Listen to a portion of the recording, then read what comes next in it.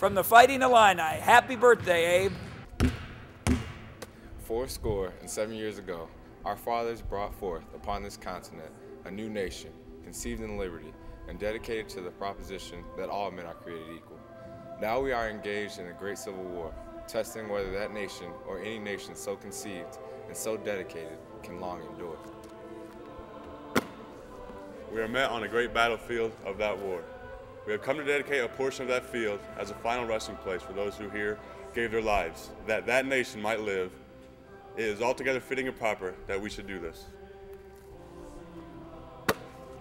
But in large sense, we cannot dedicate, we cannot consecrate, we cannot hallow this ground.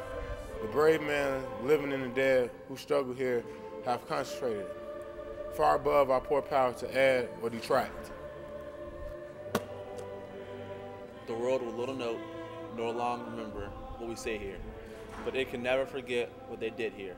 It is for us, the living rather, to be dedicated here to the unfinished work, which they who fought here have thus far so nobly advanced. It is rather for us to be here, dedicated to the great task remaining before us.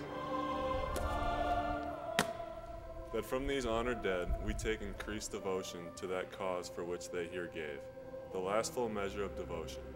That we here highly resolve that these dead shall not have died in vain, that this nation, under God, shall have a new birth of freedom, and that government of the people, by the people, for the people, shall not perish from the earth.